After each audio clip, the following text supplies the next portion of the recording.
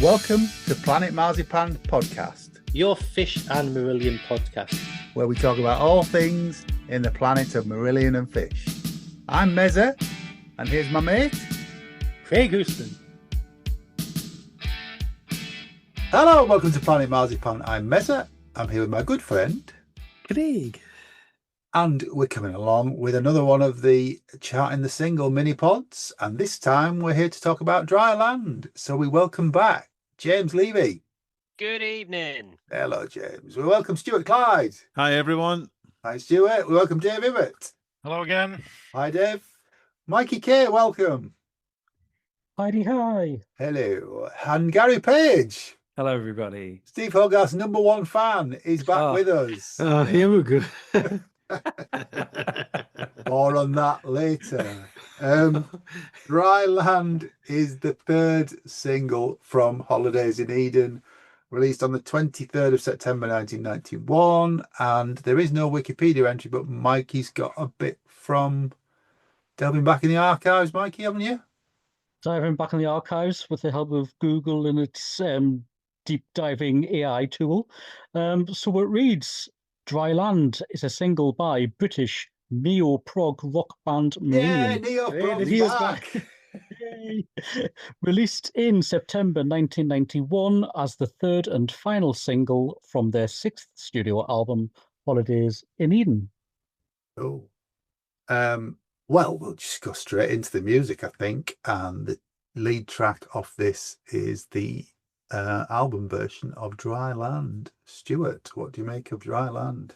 Yeah, I really like Dry Land. It's a great tune to listen to. I actually think the chorus is so much stronger than the verse. The verse is good, okay, but I think the chorus is absolutely brilliant. And of course, it's got your wonderful Rothery solo in the middle that could only be performed by him. But actually, I think the real star of this track is Steve Hogarth. Oh, okay. I think his vocal performance is absolutely outstanding on this song, and it's not a simple song to sing. You know, if you try and do that melody in the chorus, there's so many leaps. The intervals that he has to sing are far apart, and vocally that's very challenging to do. And he absolutely nails it every time. It is absolutely brilliant. So it's another quite formulaic track because it's a single, but again, just because it's being produced to be commercial doesn't detract from the fact that it's a great listen to. Very, very interesting lyrics as well. And there's something that you mentioned, David, in a previous podcast when we spoke about, I think it was a collection. You said that your wife, the musician, said it was unresolved at the end. We've got another unresolved ending at the end of this. It doesn't go back to the tonic key at the end and sort of leaves it hanging at the end. So all those interesting parts really make a Marillion song for me. So big thumbs up for Dry Land. Brilliant. Dave, you should have got Kath on as well. Maybe I should have done, yeah. She's watching Traitors though, so you know. Okay, no chance of that. Leslie's watching it as well, yeah. Dave, that's why we don't have Lucy on these episodes. I know. She's watching Traitors. She wanted to. David, what do you make of Dry Land? Yeah, as Stuart, I think it's great. I remember, you know, at the time thinking it was Holidays in Eden's Easter, and I guess that's really the link to the guitar solo, and then the video as well with the guitar solo in that outside video. Lyrics, love the lyrics. I don't know what else to say really. Yeah, I've always loved it. Since then, I've gone back and listened to the version on How We Live. Yeah. It's not the same without the guitar solo, is it? But it's got real strings on the How We Live version. Well, there we go. Yeah, okay. Mikey?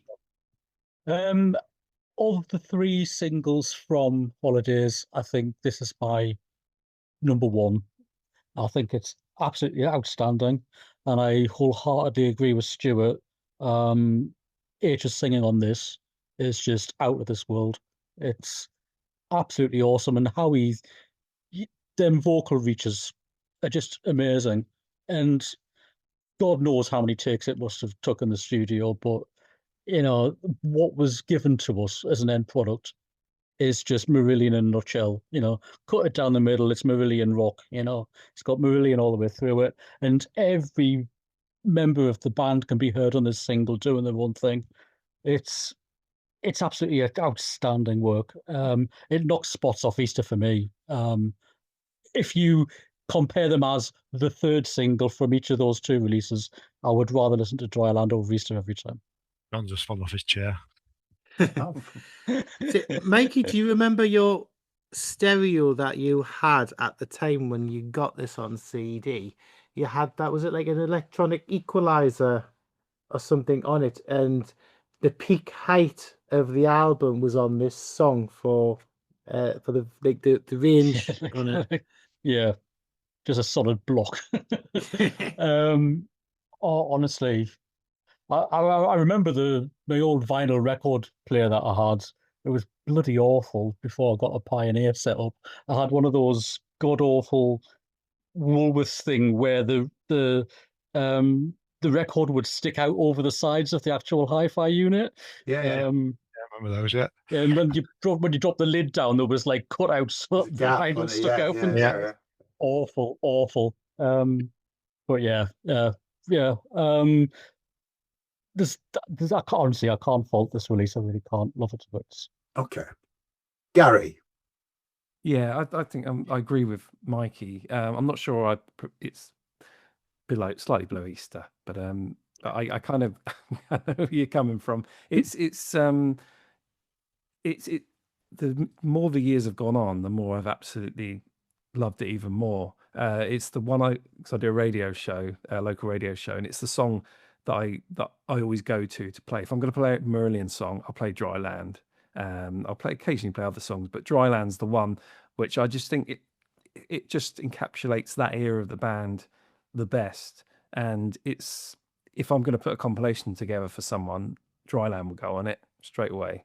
And and I remember seeing it. It was such a great era for me, discovering the band. They're on television quite a bit. They're on a lot of kids' television. I was still watching kids' television back then. They're on a program called Motormouth. I don't know if any of you saw it. They did the same old thing with the gloves and with Gabby Roslin. They were doing the gloves with her, and then they went and they did a version of Dryland. They did the single version and the edited version, and it just encapsulated kind of, it was like the end of that summer, and it was just like they were my band from that point on, and they still are my band. So I have to thank Dryland and the other two singles for doing that for me.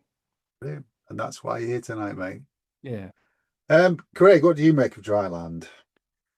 I've always loved it, and I'm with Mikey. I do think Dryland is a stronger song than No One Can.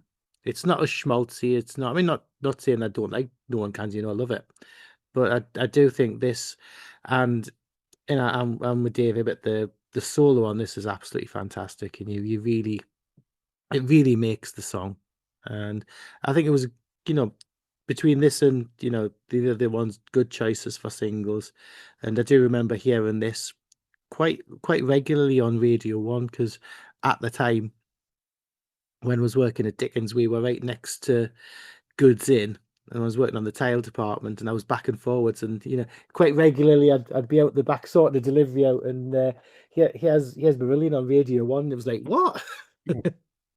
But I think they also played the Radio 1 Roadshow. I'm sure it was in the summer. They performed this on one of those Radio 1 Roadshows. I'm convinced. I don't know if it's on the internet or anything, but so yeah, it was still getting some coverage. And I like the fact, what Dave was saying with the guitar solo, with the 3 videos from this album.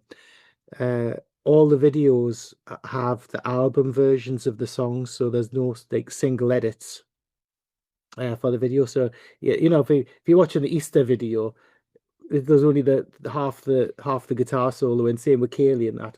But with Dryland video, for instance, it's the whole thing. It's not edited. It's great. Okay. I think it's a good track. I would just like to say it's categorically not better than Easter. So that's a fact. I think you'll find, Mikey, but there you go.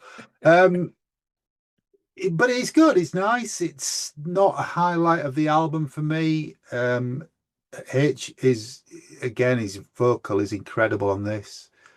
I think, as we'll talk in a minute, it's my favourite single because of what else is on the single. I think it's an amazing package, the rest of the single. And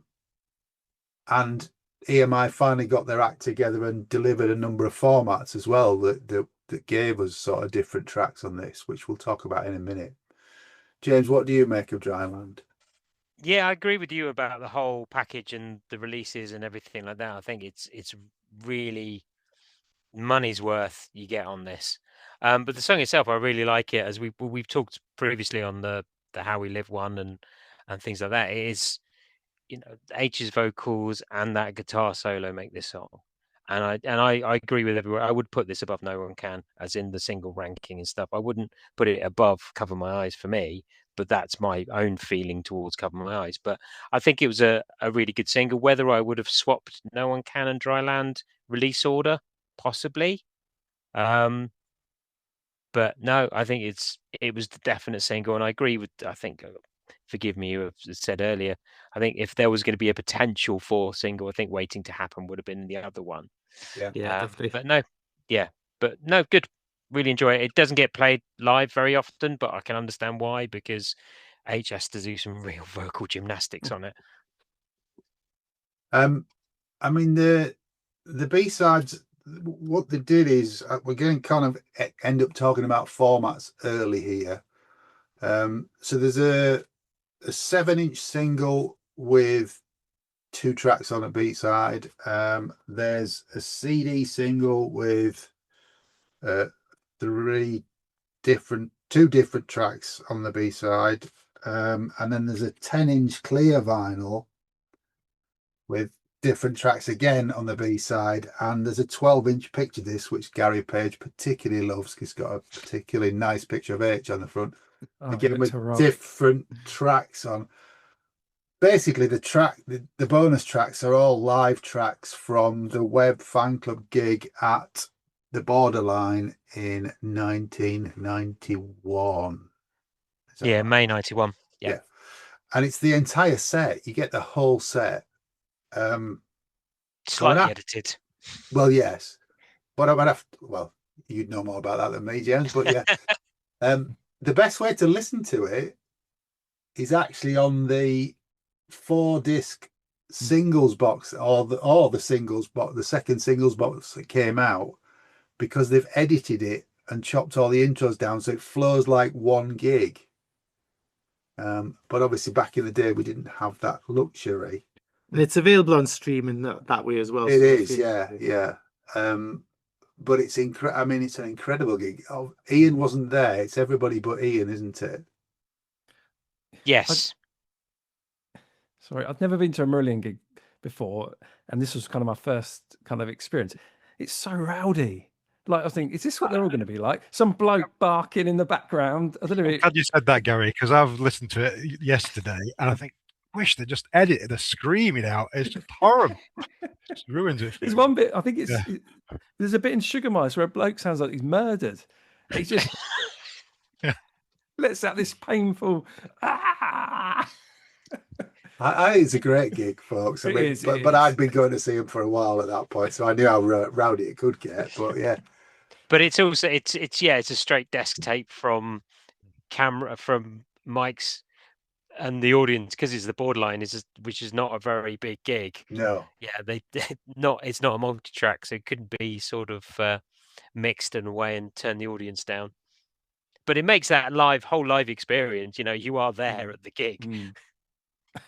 What I noticed about listening to it this morning was H's voice is utterly incredible for a live gig. I mean, for that, I guess because they hadn't started touring yet, I imagine. Yeah. So he hadn't been road weary, but the voice on that live gig is incredible. It's perfect. It was the 22nd of May, so just prior to the album, wasn't it? Yeah. I mean, the entire set is Holloway Girls, Sugar Mice, After Me, Waiting to Happen, Easter, King of Sunset Town, and Substitute. I mean, some of them are slightly truncated. There's no because Rothers is just playing acoustic. He's not playing electric on anything, is he? So there's no big Easter solo, for example. And I don't think there's a solo on Waiting to Happen either. But it's a really, really good gig. And it's a really good release as a single package. You know, it was quite a genius idea. Just a shame that it didn't perform that well. And considering it was, you know, they did play Dry Land and they did introduce it as like the new single on the tour, and it came out, I say, while they were actually on tour in the UK. It's just a shame it didn't. The fans didn't get behind it. Stuart, have you heard these B-sides? Not for a long, long time. Right, John knows. It's worth a listen. It's you know, some really nice stuff on it. Anything else on the B-sides, or should we go on to formats? Can I just say about Substitute? Yeah, it always reminds me of my dad, because my dad was a bit of a Who fan. He still is. He's still around. But he always used to, when I used to play Substitute down on the big record player downstairs, he'd always raise an eyebrow, and I'm not sure about that. Really? I think it was the end. I think it was the end of the song where H kind of goes up. Yeah. He kind of, and he was like, oh, he always used to raise an eyebrow. Not sure. Whose choice it was to play that? Presumably H, wasn't it? Would be my guess. I don't know. I don't think so. Possibly. Wasn't it one of the first gigs that Pete plays acoustic guitar on? I don't have any evidence to say you're wrong, James. Yeah, I don't remember seeing him on acoustic anywhere. No, just as amusing. Have you heard the tapes, the full tape of this then? Yeah. The only thing they've edited is a few sort of introductions. They've cut down a few sort of ad libs and bits and pieces, but all the music's there. Yeah. Okay. Should we do formats and then charts? Yep. Yeah. So, no cassette on this one, Craig. That's right. No, there's no cassette. It was your 7-inch vinyl, your 10-inch clear vinyl, and your 12-inch picture disc. Your 10-inch clear vinyl was numbered. There's a gatefold as well, isn't it? Well, it's a trifold. Yeah. It's a trifold. It's weird because it's got no label on it either, because it needs to be clear to look through, so that Gary can look through it and see Steve. Yeah. But it's hand it's hand etched. It's etched, isn't it? Yeah. Only on one side. Yeah. It's very strange. My 10-inch numbers are 5811. I've actually got two copies of it. 5811 and 6917. 8360. Anybody else going to quote their number? Well, my son will be happy because I've got 6-7 in my. Oh God! That's all the kids out there. So I'm really sorry. I'm sorry. I apologise. Kick me off the. No. 7, 6, 7, 8. Mikey, what's yours? I've got 6-7 as well. Hey. 6706. Oh dear. 1617. Oh, hello. Right, so can I have a slight bitch? Trumps yet again. Yes. I'm gonna have a slight bitch here, because I think the artwork on it, you've got another Sarah Ball painting on this, which is only used in about the bottom, like not even 20% of the sleeve, and it's She only got 20% of her money for this. Oh, there you go. You get the full image on the back of the 12-inch picture disc, but it's basically like a boat sitting on top of a whale with a person inside the whale. Although it's a different, it's just very strange because the record sits in 4 indents in the sleeve, and it's just not very well designed, is it? No, it's just an odd way of using it. But my bitching point is this image is lovely, but it is nowhere to be seen at all on the deluxe version of Holidays in Eden. It's not used in the slightest bit of it. I think you need to send Mr. Kennedy an email then, don't you? Yeah, because I think I can't remember. I think the red image from No One Can turns up in it, but this is nowhere to be seen. Yeah, you're right, Craig. It's the only one that doesn't appear. I'm pretty sure we discussed it.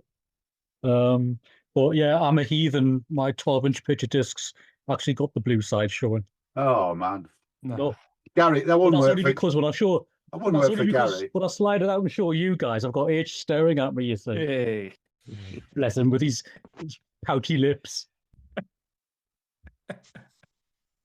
But yeah, I think That it's court's bloody awful though.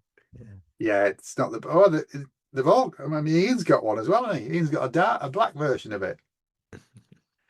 Yes, you're right. Actually, I've never noticed that before, John. Yeah, there you go. I don't think Ian wore that for very much, did he? So.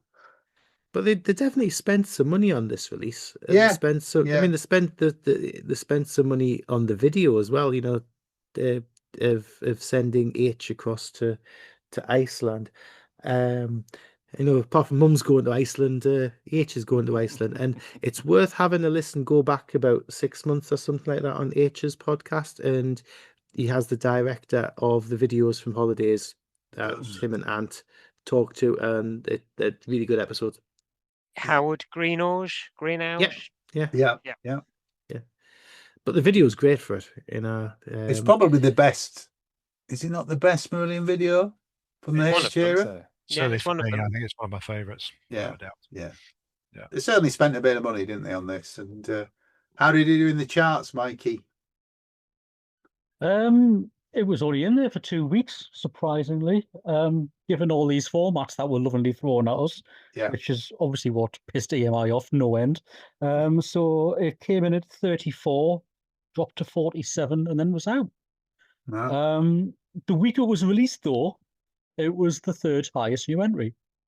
Okay. So in at 30 was Monty Python with Always Look on the Bright Side of Life. And at 22 is a artist which I can't remember at all. Kenny Thomas. Yeah, with yeah. the song Yeah, yeah. Best of You. Soul Boy, yeah. Yeah. Yeah. Still Oh, around, yeah, Kenny definitely. Thomas. Yeah. Yeah. So your top 10, another eclectic bunch. At 10 was Julian Lennon with Saltwater. We may have talked about this. Would you have Adam and Eve it? At number 9 was Zoe with Sunshine on a Rainy Day. Oh, yes, Oh, that's a good song. At, I remember. yeah, love it. At 8 was Sabrina Johnston with Peace, as in Peace in the City, Peace Oh, in yeah, the that one, Valley. yeah. Yes, I remember. Yeah. 7 was Right Said Fred with I'm Too Sexy. At 6 was Rosala with Everybody's Free to Feel Good. Oh, classic. Oh, yeah. Yep. At 5 was The Scorpions with a re-release of Wind of Change. Yeah. At number 4, Erasure with Love to Hate You. At 3, Oceanic, Take Me Into Insanity. Yep. Oh, right, yeah, I remember that. Yeah. At number 2, Salt and Pepper were Wanting to Talk About Sex. And at number 1 was Bryan Adams. Yeah. Go on, Brian. He did it. Go on, mate. Good lad. Wow. Okay.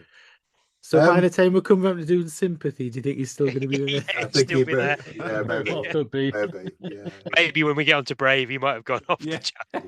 Yeah. Well, that's the third single from Holidays in Eden. Anybody want to say anything else about Dryland, or have we covered that? Can I say something about the single edit? Yeah. It's horrific. It is. It's for the amount that they cut out to make it that bad is it's a criminal offence, really. It's just, to me, it's pointless. Oh, it's quite a lot. It's about 40 seconds, 38 seconds. Yeah, but you might as well just keep that brilliant 40 seconds in. Yeah, there's a video clip of them miming to the single edit on Countdown in the Netherlands, and you almost see them kind of like praying that they've that they've got it right, because they're not used to playing like the single edit version of it. But I do feel sorry for Rover's his guitar solo is butchered. Butchered, isn't it? Yeah. Yeah, It's worse. It's worse than I don't mind the intro. I don't mind the intro cutting in. They just come straight in, but just leave the rest. It's Yeah. I still don't understand, and like I mentioned on the No One Can podcast, is these two songs run for 4 minutes 40, pretty much. So there's no different in length to either one of them. But why they chose to edit Dry Land when they didn't with No One Can is beyond me. Just don't get it. Don't get it at all. Probably because they'd not had a hit with No One Can, and they were just trying to get radio play. So Yeah, I mean, you know, to Probably. get it on Very a list probably. of 4 minutes might be easier than getting on a list of nearly 5, might it? yeah, possibly. Yeah, very possibly. Okay, so you've heard what we think of, well, all of us collectively think of the 3 singles from Holidays in Eden. Back on the 3rd of January, we asked you what you think of them, and we got a fantastic response, didn't we, Craig? There was a plethora on top of a plethora. Oh, look at you, plethora. That's a good word. You don't get that on the podcast very often, do you? Yeah, we usually use like small words and swear words. Yeah. Articulate. Yeah, so we're going to rattle through a few of the comments. Apologies if yours don't get read out. There are 50 odd comments on here, so if we don't read yours out, have a look on the Facebook group. And if you're not in the Facebook group, please join the Facebook group, because there is a page, but there's also a Facebook group with discussion on. And the group is always really active. There's 1,500 members on the group already, which is great. So come on. No, have you not looked at the numbers lately? I clearly haven't. No, how many? We are up to 1.7 thousand. All right, So so we've gone people. from 1.5, so we have doubled our group members in the last 6 months or so. So thank you to everybody who's getting involved. You know, we really appreciate it all. Okay. And we appreciate it that much. We're going to read your comments out now. So these are about all 3 singles, so not particularly just Dry Land. Don Becker says, Cover My Eyes is a great live song. No One Can is a bit twee for my taste, but I don't hate it. And Dry Land, by far my favourite Marillion video. Ooh, there we go. Carl Rag Reagan. Here's a little bit of a longer one. Cover My Eyes is the #1 reason I'm a Marillion fan. It's my favourite song by anybody ever. There's not a single note out of place. It's perfection in song format. No One Can is a nice enough tune. Dry Land is excellent, especially after the solo. All 3 of them, I think, it's H that makes the songs for me. Not that anybody else does anything wrong. I just think when I heard all 3 songs, I'd never heard a singer like that before, and just loved his voice straight away. And our friend Rebecca Arthur says, what Carl said times 100, Cover My Eyes, favourite song ever by anyone. Wow. Okay. High praise. On the flip side of that, Sue Beasy says, these 3 poppy little songs aren't exactly my favourites, but Cover My Eyes is a great bouncy song which takes me directly back to the Minehead weekends. It seems to be played everywhere there. Dry Land reminds me of when Mark and I were working together, and I was beginning to think there was something between us, in inverted commas. Great lyric and a superb video. And No One Can is a nice song, sung well, but it doesn't really hit the spot for me. Alternatively, Peter Salter says, No One Can holds a special place for me as it was the first dance at my wedding. It was also played at my wife's funeral. So it will always be a favourite despite it being a bit poppy. Well, that obviously means a lot to you, that song, Peter. Yeah, sending hugs, mate, sending hugs. Simon Heldrish, the good songs, they're good songs, but No One Can isn't as commercial as everybody makes out. Even back in the day, it sounded out of step with the charts, but that doesn't mean it's not good. I just find it curious that so many lament its lack of success. Yeah, we all do think that if it was like Paul Kirkley said, it's the one that got away. Reputation is a bit baffling. The other 2 are much stronger singles. So yeah. David Wright says, Cover My Eyes has more hooks than Hooks in You. Good one there. Fair enough. Love the lyrics and atmosphere of No One Can. Always thought the chorus was a bit weak, mind. Dry Land has a soaring vocal line, but it sounds somewhat dated with keyboard strings, possibly. I wish Waiting to Happen had been released as a single. Kind of wish the band still wrote shorter, poppier songs like these now and again. Smiley face. Yeah, I mean, there is this constant debate, isn't there, Johnny, about the longs and the shorts, and Marillion aren't and won't a singles band. And to be fair, they did do the battered above average on a lot of the singles. Hence, this is why we keep doing the chart and the singles, because me and Mike, we are the pop boys in all this. Yeah, definitely. I mean, we just don't write in this way anymore. So you can't get songs like this from them because they don't, everything comes from jams now. You're not going to get No One Can on dry land and now, are you? It's just not possible. Yeah, what you get proven wrong with the next album. Yeah. 14 Yeah, tracks, 2 fingers up to you all there, 4 Mezza. minutes long. Yeah, there you are, Merrick. Yeah, shut up. Yeah. Right, James Cassidy. I always loved the intro to Cover My Eyes. It made me think of U2 or The Alarm.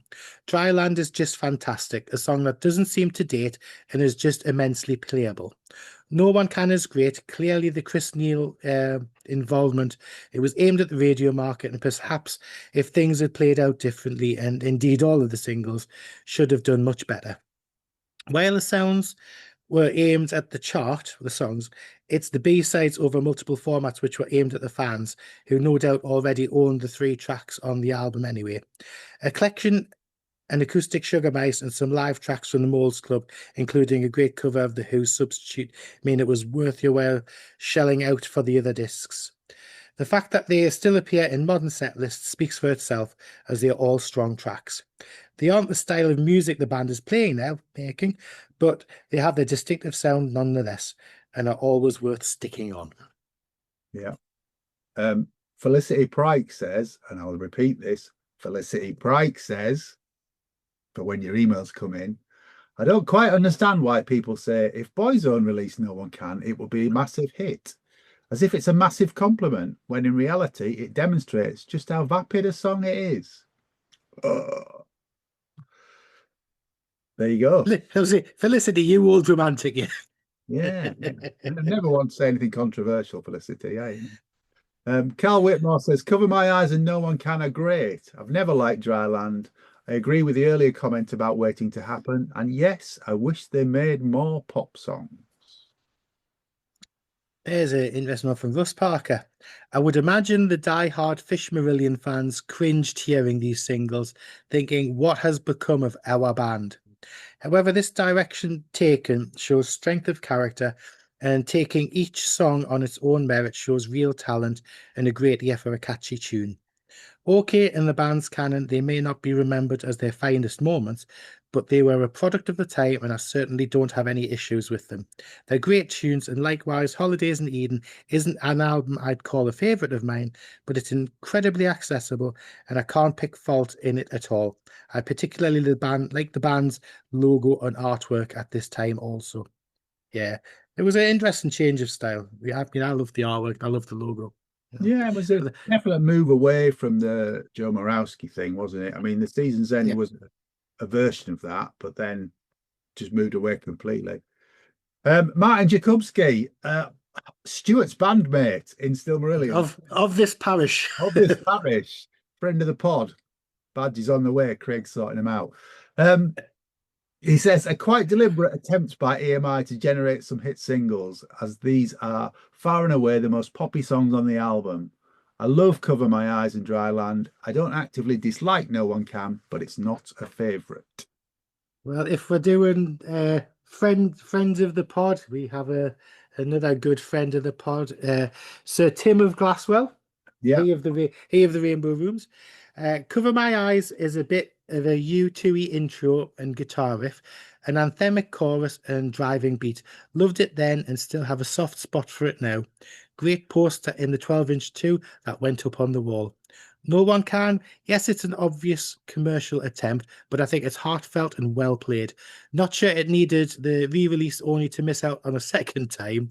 A great 7-inch collector's box with postcards up on the wall they went to, and a badge. And not forgetting Splinter and Heart Moles Club version that was only on the CD single and the European 12-inch. Cracking version. Dryland, here we go. This is where he knows his stuff. My favourite of the 3 singles, and I didn't even know the How We Live original back then. See our Dryland pod for that. Felt at the time it was an attempt to capture the magic of Easter, but not quite as good. Multiple formats with all the borderline acoustic tracks to collect was fun, especially the cover version of The Who's Substitute, which I loved. Weirdly, as I think about it now, apart from Dryland, I think they are probably the weakest tracks from Holidays. Thank you, Pepper. She's not giving the phone out my hand. Craig's been Waiting to happen. cat-wrangling throughout reading it, I have to say. Honestly, if we did a visual version of this, look, guys, Do we you'd be need to? paying yourself. She's all over us. Waiting to Happen in This Town 100 Nights as my favourite Marillion tracks from that era. Anybody who has a tuxedo cat, you'll know how demanding they are, especially if they think they're getting ignored. Okay, there you go. Fraser Marshall says, No One Can has, for me, very few redeeming qualities. It's not musically interesting and it's not lyrically interesting. Say what you mean, Fraser. I find it interesting that Waiting to Happen is superficially sitting in the same pocket, yet manages to be affecting and musically engaging. So it's not a dislike of ballads per se. It's just a bit crap. Sorry. Cover My Eyes is a great song, but not really a single. It's not quite punchy enough, concise enough for what it needs to be to chart highly somehow.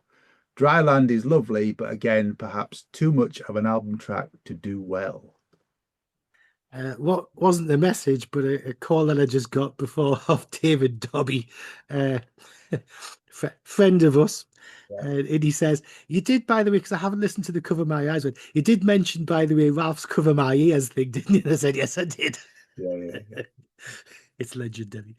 Okay, Carl Davies. Oh, here's an interesting one. These are the reasons why I fell out of love with Marillion for a while, as through foolishness I heard them on the radio and felt a bit disillusioned, so never bought Season's End or Holidays in Eden, as I presumed they would contain the same pop orientation, but then again the Fish era singles were pop orientation, so I should have been a bit less judgmental. Eventually, after hearing Brave, I went back and thought, why was Splinter and Heart or Waiting to Happen never a single? Even The Party has always been better for me. Easter had something promising, but I never liked Uninvited Guest or Hooks and You as much as the title track and The Space. I did feel a bit silly to have overlooked them at the time, but I also still trying to get over Fish going, and Steve's voice was a little young at the time. His vocals have matured beyond measure for me, so that I got over Fish going, as I recognise now he wasn't for the long haul like H has been. Even love No One Can now, and Hooks and You is great live. Yeah. Max Rail says, No One Can is my sister's favourite Marillion song. I think it's a great single. Cover My Eyes always felt like nonsense that recycles the Kaylee chord sequence in the bridge. I feared the worst as the first single, but fortunately it had The Party on the B-side, which was just what I needed from Marillion at the time. Dryland is a good song, but I felt it was too similar to No One Can. As I was 17 and the pop direction was the opposite of where I was headed, it would be my last single and live gig until the .com tour. Ooh. Richard Smiths. I can't say anything positive about this trio of songs. In their rich and strong catalogue, these are, for me, 3 songs I'd never listen to and skip when they accidentally show up on a playlist or a live album. Pray that none of these will be played in Pompeii, my only Marillion shows this year. Oh, you never know. Yeah. And I'm going to finish with Seamus Colgan, again, friend of the pod. Seamus says, not much to say other than all 3 have aged astonishingly well and are now 3 stone cold Marillion classics.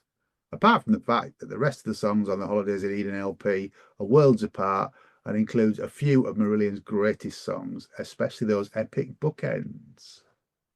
Yeah, and one of your favourite, and you keep saying, it's one of your favourite H moments at the end of 100 Nights, and it's same here for me. Gets me every time. You didn't notice me section of 100 Nights. Absolutely brilliant. What I love about this band, totally. And as we briefly mentioned earlier on in one of the episodes, we will do another look at Holidays in Eden, because we did do it as one of our first episodes, and it was only a short thing with Mikey and me and John. And I think it needs another proper deeper dive, and especially with James and doing the making of. We can, I think we'll be doing a bit of remixing and revisiting some of the early pods that we did, because they were like 2.5 years ago now, weren't they? So Young man. Almost had hair then. Anyhow, thank you very much, boys. Thank you to James Levey. Pleasure as always. Thank you, James. Thank you to Stuart Clyde. Great to be here, guys. Thank you. Thank you, Stuart. Catch him on tour with Silmarillion now. Thank you, David Ibbott. Thank you very much. Thank you, David. Hope you've enjoyed your first few podcasts. I've had a great time. Thank you. Good man. Thank you, Mikey Kay. Thanks again, guys. Thank you, Mikey. Thank you, Gary Page. Thanks for having me on, fellas. Thank you. No, you're more than welcome. We always welcome the president of the Steve Hogarth fan club. Always welcome on here. Always welcome. Thank you, Craig. Oh, I thank you, young sir. Very good. You. And we are heading towards our 150th episode, folks. So let's see if we can get something together special for that, shall we, Craig? Special. Yeah. Will Faye make an appearance? I think Faye will be there, yes. In Yeah. all her glory. Yeah, she's out. I think she's due out of rehab, so he'd be fine. Yeah. Anyway, it's good night from me. And it's good night from him. Take care. And stay alive. Thanks for listening to Planet Marzipan Podcast. Please like and subscribe from whichever platform you get your podcasts from. You can contact us at planetmarzipanpodcast@gmail.com and check out marillion.com, fishmusic.scot for all the